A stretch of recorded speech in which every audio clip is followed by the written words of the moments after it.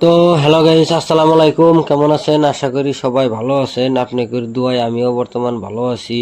তো আজকে আইলাম অবাইপুরি ট্যাংরামারি, যেহেতু আমার করে ভাই থাকে। তো অগর বাড়িতে আইলাম, দেখুন কাপড় চোপড় হুকা দিয়ে একবারে বিধি খিচ্ছা বাজায় হালাই দিছে। যেহেতু জাগা নাই, এই যে আইলাম অগরে রুমে, যেহেতু এটা 1 নম্বর রুম। তো এই যে রেডিমেড দরজা লাগাইছে। তো ওই যে চেয়ার একটা খাড়া করাই থুইছে। এই যে বিছনা, তো ওই যে হেলমেট মোবাইল টেবিলের সাইজের করে থুয়ে দিছে। তো এই যে আরো রুম মেজামু। তো এই যে এটার মধ্যে রেডিমেড দরজা লাগাইছে, ফ্লোর সোলার করছে। ওই যে ড্রেসিং কুতকুতে আমার মিশাইয়া রয়েছে। ওই যে সুকেস আছে। তো তারপরে এই রুমে বহুত কাপড় হোকা দিছে।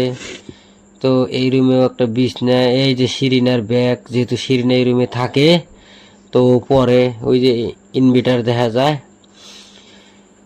তো যাই হোক, এই যে সাকিবুল এগুলো আমার মোবাইলের সামনে, যেহেতু পলান্টু খেলাইলো মোবাইলের হাতে। তো এই যে বোর্ড লাগাইছি, যেহেতু আমি তো ওয়ারিংয়ের কামটা করছি। তো যাই হোক, দরজা লাগাইছে প্লেন শিট দিয়ে। ওই যে ফ্রিজ দেখা গেছে।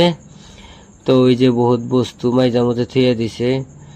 তো এই যে পাল্লা কিংবা চামচ, ওই যে গ্যাস সিলিন্ডার, গ্যাস টেবিল পারছে, তারপরে ডাইনিং।